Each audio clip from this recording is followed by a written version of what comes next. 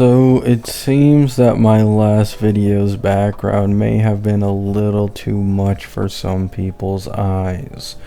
And it was Herda feet, right? So today I just have a normal background of Waguri, and we are going to be talking about my final thoughts of Hysilens. Now, as you may or may not be able to tell because of the white basically completely blocking the timer down here, I am recording this on the same day as my Saridra and other videos. However, I am just gonna schedule it to probably release at like 8 in the morning my time, right? So Hysilens is a bit of a weird one, right? Where, don't get me wrong, please, this is a strong character. Her E1, I believe, got buffed in the recent V5 with a part of her E6 becoming her E1, right? And even though she's strong, and the dot team, I do believe, is now, well, okay, at E0 they aren't a top 5 team if you include Sustainless, but if you use Sustain, they're top 4, right? And I don't think this is good enough, right? I usually would never say this. If someone drops top 4, top 3 on release, I really don't care, right? Because that's meta enough, right? You'll end up getting indirectly buffed by general supports as time goes on. However, my issue with Dot is that this is a niche archetype, right? This isn't your normal crit DPS. This isn't your normal anyone who can take advantage of any buffer. This is, you want to run triple dot. Right now, you don't need to run triple dot. Black Swan actually is quite replaceable, but this is kind of the issue. The power, the strength of this dot team with Hysilens and Kafka, even though it's strong now, because they are from the dot archetype, this team probably isn't going to get any noticeable uplifts in their performance until a year down the line when the next Nihility dot character comes out. And then guess what? They also will only be top 4 or top 5 temporarily, and then it's going to feel like shit half a year down the line, and then you're going to have to wait another half a year until the next dot character pops up, right? Niche archetypes are very trash in HSR because they simply do not get enough love, right?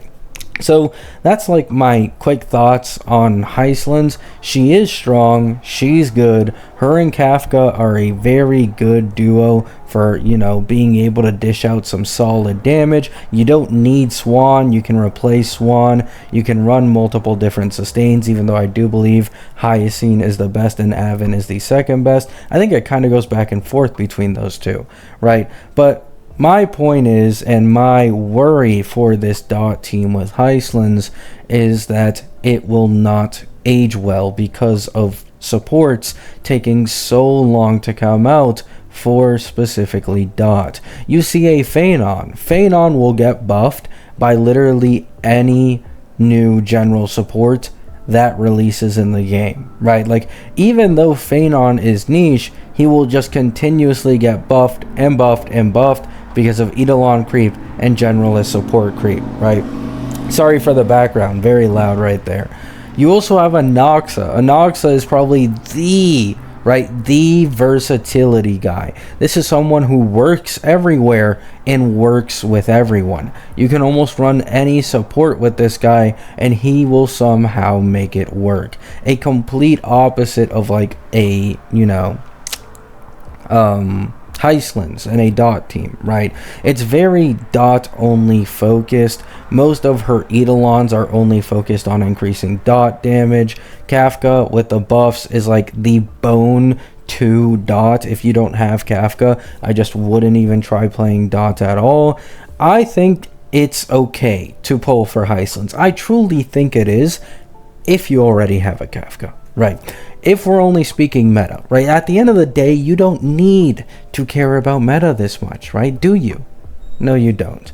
You don't need to care about meta this much. There's no need for it, right? You're going to be losing out on 80 Jades if you can't 3-star the MOC 12, right? But if this will get in the way of your enjoyment of the game, because you're so hard stuck on beating a artificial challenge that isn't even against real people, please take a step back, right? And think to yourself, is this something I want to do? Do I want to skip a character I'm in love with because I'm so into the meta that I simply can't stand to put pulls into something that won't allow me to full star clear something comfortably for a year or more to come? Or I just invest into a character I like, I move on, I keep enjoying the game story.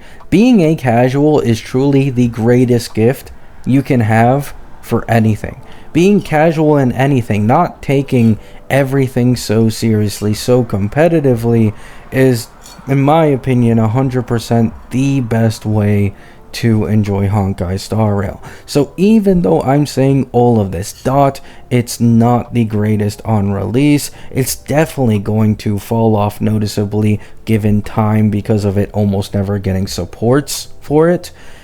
It doesn't matter if you like the character enough. And I think a lot of people like Hysilens. Hysilens has an amazing design, and I feel like if she was instead like a main push, her animations could have been some of the greatest in the entirety of the game. But she was sidelined into this dot archetype to finally, bring back Kafka buffs, make people want to pull Kafka and pull Hysilens, all that good jazz, right? So those are my full thoughts on Hysilens, and let me know what you guys think in the comments. Will you be pulling for Hysilens? Will you be pulling for Kafka? Will you be pulling for Dot? I think this is actually like pretty worth it, even meta wise, if you already own Kafka. My issue is if you don't already own Kafka, putting so much cost into getting Kafka plus Hysilens, in my opinion personally, isn't all that worth it, especially with some of the upcoming characters like Cyrene, March, Don Hung. Then you have the version 4 power creep. It's very risky to go so hard on pulling a side character basically when you have so many main characters coming up. But I digress. Do what you want to, and once again, don't stress about meta all too much. I love you all. I hope you all have a great day. I hope you all have a great night, and peace out.